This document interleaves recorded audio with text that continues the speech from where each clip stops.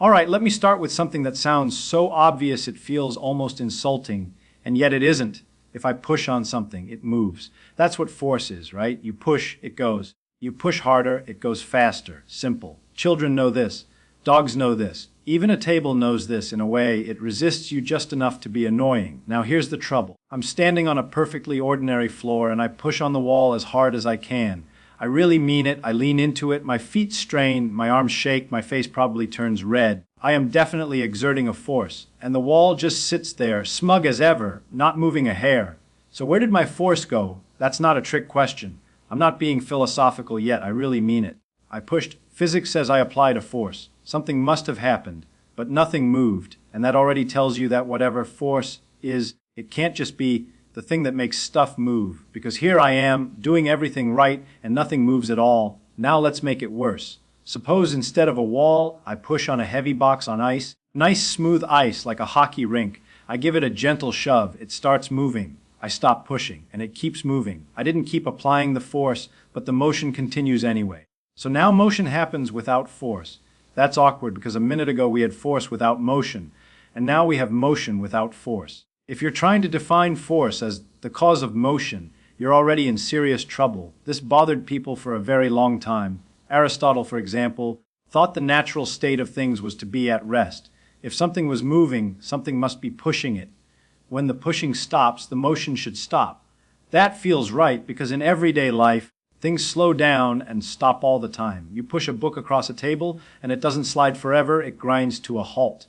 So it feels like motion needs to be continuously fed by force, like a fire needs fuel. But ice is a kind of trickster. It whispers a secret. The book only stopped because of friction, because the table was quietly, invisibly pushing back the whole time. Take that away and suddenly the universe behaves very differently. Motion doesn't need encouragement. It just keeps going, minding its own business. So now we have three puzzles on the table. First, force doesn't always cause motion. Second, motion doesn't always need force. And third, and this is the sneakiest one of all, even when force does cause motion, it doesn't behave the way your intuition insists it should. Here's a little experiment you can do in your head. Imagine you're floating in deep space, far away from stars, planets, anything at all. No gravity, no air, no friction, just you, a wrench, and a lot of nothing. You toss the wrench, it floats away at a steady speed, all very peaceful. Now you give it a continuous push, just keep pushing gently in the same direction.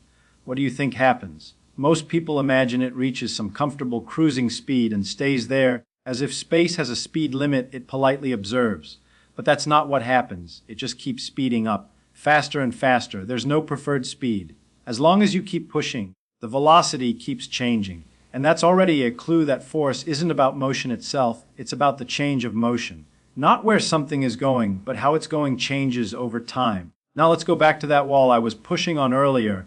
I apply a force, but the wall doesn't move. Does that mean nothing happened? Not at all.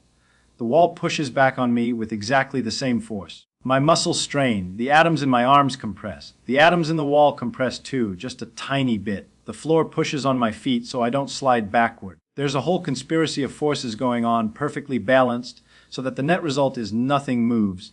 And that's another uncomfortable idea. Forces can exist in perfectly real, measurable ways, even when they cancel out completely. The universe can be full of tremendous effort and show absolutely no interest in changing its behavior.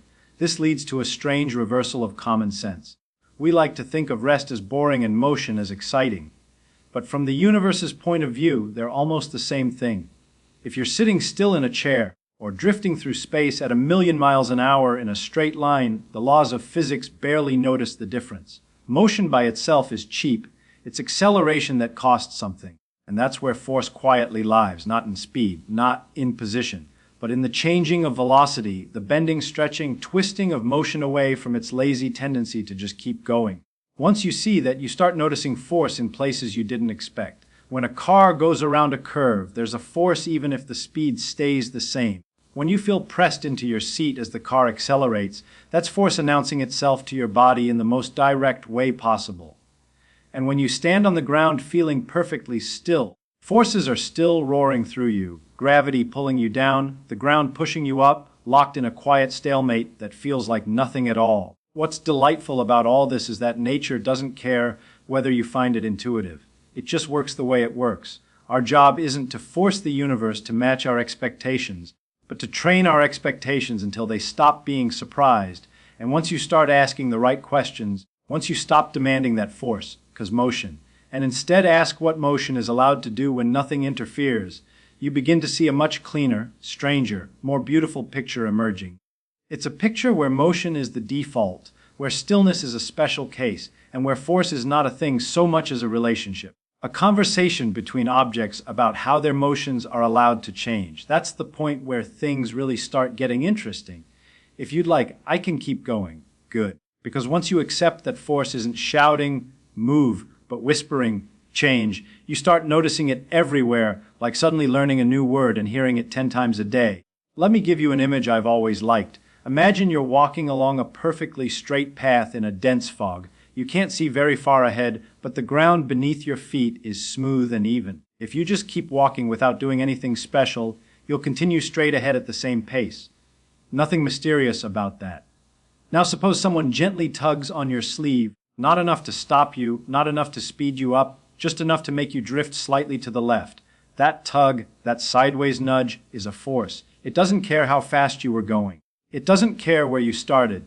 All it does is bend your path. That's a much better way to think about force. It's not an engine, it's a steering wheel. It doesn't set the motion, it reshapes it. You can see this most clearly with circular motion, which is one of nature's great mischief makers. Take something simple, whirl a stone on a string around your head. The stone is moving fast, very fast, and yet it's not flying away in a straight line. Something is constantly yanking it sideways. That something is the tension in the string. The force is always perpendicular to the motion. It doesn't speed the stone up or slow it down. It just keeps insisting over and over again, don't go straight, go this way instead. If you let go of the string, the stone doesn't spiral outward like people often imagine. It shoots off in a straight line, tangent to the circle, instantly abandoning the curved path it had been obediently following. The force didn't create the motion. The motion was already there. The force merely kept interfering. Now here's a fun thing to notice. When you whirl the stone faster, the force you feel in your hand increases. Your arm knows this before your equations do. Faster motion, same circle, bigger force. But if you keep the speed the same and use a longer string, make the circle bigger, the force decreases. Same speed, gentler curve, smaller force. Your arm feels that too. Already, without a single equation, you've learned something remarkably precise. Force depends on how sharply motion is bent. Tight bend, big force. Gentle bend, small force. Straight line, no force at all. This idea shows up again and again, disguised in different costumes. Gravity, for example, isn't some mystical desire of objects to cuddle up together. It's a rule about how paths curve. The Earth pulls the moon not to drag it straight down, but to keep it missing the Earth in just the right way. The moon is constantly falling and constantly missing. That delicate failure is what we call an orbit. And that's why astronauts feel weightless while circling the Earth. They're falling too, just like the moon. Gravity hasn't gone away. It's doing its job perfectly. But because everything is falling together, nothing feels heavy. Force is present, but its effects cancel out in your experience, much like pushing on that wall earlier. You see, your body is a marvelous force detector, but a terrible force interpreter. It doesn't feel force directly. It feels stress, stretching, squeezing, pressure. When gravity pulls you down and the ground pushes you up, your bones compress slightly. That compression is what you call weight. Take away the ground, take away the compression, and suddenly gravity becomes invisible to your senses, even though it's still very much at work. That's why an accelerometer, essentially a clever little mass on a spring, can't tell the difference between standing still on Earth and accelerating upward in space. The spring doesn't care why it's being stretched. It only knows that something is insisting the mass not follow its natural, straight line path. Which brings us to a strange but powerful idea of force is how the universe enforces rules about motion. Objects want, if you'll forgive the language, to move uniformly in straight lines. That's their lazy habit. Force is what happens when something else says, no, not like that. You can even see this in something as humble as a spring. Hang a weight from a spring and it stretches. Add more weight, it stretches more. Take the weight away, it snaps back. We say the spring exerts a force proportional to how much it's stretched. But what's really happening is that the atoms in the spring are being nudged out of their comfortable arrangements. They respond by tugging back, trying to restore the original pattern. Force, here, is the bookkeeping system for how badly we've offended the preferred geometry of matter. Friction is another wonderful example because it's so good at confusing us. You push a box across the floor, and it slows down when you stop pushing. It feels like friction is some kind of malevolent anti-motion force determined to bring everything to rest. But friction doesn't hate motion. It just loves disorder. As the box slides, microscopic bumps interlock, tear apart, vibrate, heat up. Ordered motion turns into chaotic jiggling of atoms. The force of friction is the visible trace of that invisible mess. Once you realize that, friction stops being mysterious and starts being tragically reasonable. Of course, motion dies out in the real world. The real world is noisy. Perfect isolation is rare. The universe isn't conspiring against motion. It's just very enthusiastic about spreading energy around. And that enthusiasm is why forces so often come in pairs. Push on the wall pushes back. Pull on the string pulls you. This isn't politeness, it's necessity. Forces are interactions, not possessions. You don't have a force the way you have a hat. A force only exists between things. That idea that force is mutual is so central that when it was first clearly stated, it completely reorganized physics. It told us that nothing acts alone. Every push is a negotiation. Every pull is a compromise. The universe is less like a dictatorship and more like a conversation where everyone gets a say whether you like it or not. And here's where curiosity really starts to pay dividends. If force is about changing motion, and forces always come from interactions, then the next natural question is, what determines how much motion changes?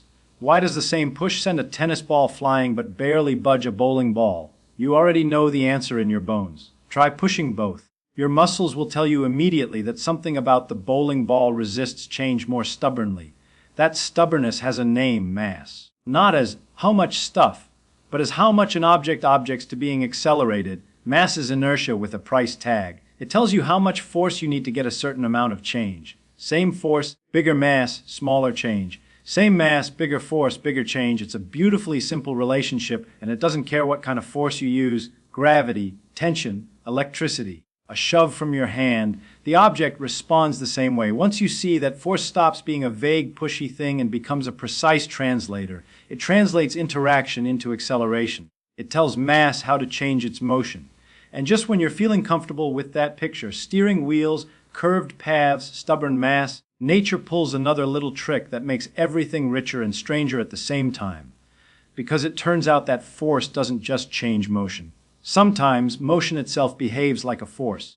Let me start with something you've definitely experienced.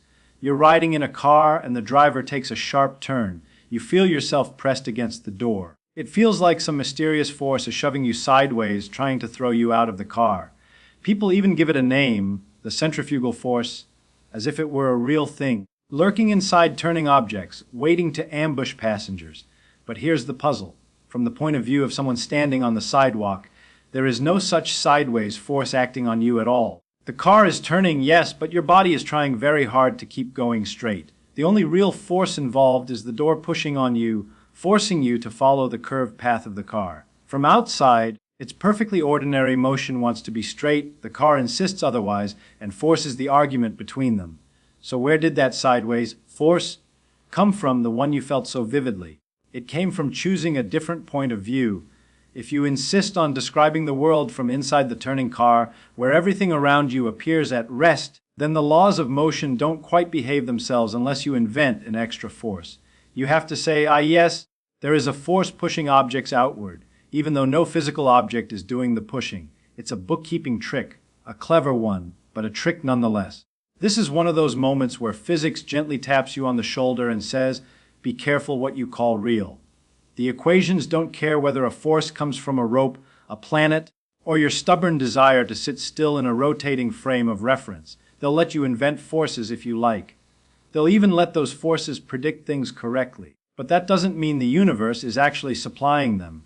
What it means is that motion, how you choose to describe it, matters profoundly. And this is where force and motion begin to blur together in a very unsettling way. If acceleration is what force produces, and if acceleration depends on your frame of reference, then the experience of force can depend on how you're moving.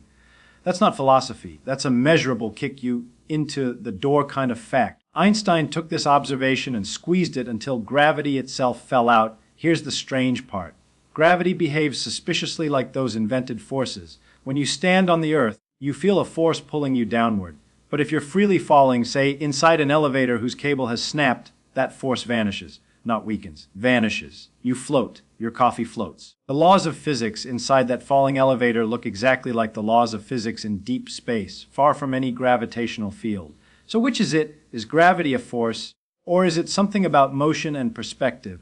The answer, one of the deepest answers we've ever uncovered, is that gravity is what happens when the straightest possible paths through space and time aren't what your intuition thinks they are. Objects aren't being pulled in the usual sense. They're following the natural geometry of the universe, and that geometry happens to curve. Force in this view becomes a kind of protest. When the ground pushes up on your feet, it's preventing you from following the natural free fall path through space-time. The ground is the one exerting the force. Gravity is just the stage on which the drama unfolds. That's a shocking reversal. What you thought was the most obvious force of all turns out to be an illusion of standing still. Now, you don't need the full machinery of curved space-time to appreciate the lesson here. The important thing is this: force is not always a thing out there. Sometimes it's the price you pay for refusing to move the way the universe would prefer. That idea sneaks into all kinds of places. Consider a spinning ice skater pulling in her arms. She spins faster. No one pushed her. No new force appeared. What changed was how her mass was distributed, and the rules of motion quietly demanded a different speed. Motion, once again, rearranged itself without asking permission. Or think about a rocket in space. It throws mass backward, and the rocket moves forward. There's no external force pushing it along. The force is internal, arising from the mutual interaction between the rocket and its exhaust. Motion is reshuffled inside the system, and the universe keeps impeccable accounts. That's another recurring theme. The universe is an obsessive accountant.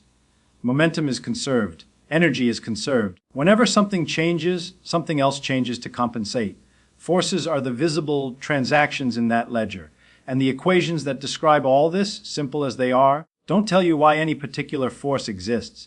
They don't explain why electric charges attract or repel, or why masses curve space-time, or why springs want to return to their original shape. They only tell you what happens once those interactions are present. Force, in that sense, is a placeholder for ignorance. It's a beautifully precise description of behavior, not an ultimate explanation. That's not a failure. It's a feature. Physics doesn't start by asking what the universe is made of in some metaphysical sense. It starts by asking, if I do this, what happens next? Force is our way of summarizing the answers in a language that lets us predict, calculate, and, most importantly, be surprised when the predictions fail. And now we're ready to zoom out far enough to see why any of this matters beyond pushing boxes and swinging stones. Because once you strip force down to its essence, you discover something almost poetic. The universe is not a collection of objects being shoved around. It's a web of relationships, constraints, and tendencies. Motion is free unless constrained. Change only happens when something insists on a different story. From that point of view, time itself starts to look different. Motion unfolds in time. Acceleration is how motion responds to insistence. Force is the measure of that insistence. And the entire history of the universe, galaxies forming, stars burning, atoms colliding, thoughts happening in your brain, is a vast, intricate negotiation about how things are allowed to change. You, sitting there listening, are not a passive observer of forces. You are a knot in that web. Every step you take involves the earth pushing back. Every breath involves pressure differences nudging molecules into your lungs. Every thought corresponds to tiny electrical forces coaxing charges along delicate pathways in your brain. And yet, from your own point of view, you feel mostly still, stable, solid. That, to me, is the most delightful part of all. The universe is restless, full of motion, curvature, interaction, and it somehow arranges things so that, locally, you can sip a cup of coffee without it flying off into space. The violence of the cosmos is hidden behind a calm fa-aid, enforced by a delicate balance of forces that mostly cancel out. Understanding force doesn't make the universe less mysterious. It makes the mystery sharper. You begin to see that what feels solid is actually dynamic, what feels obvious is actually subtle, and what feels like cause and effect is often a matter of perspective.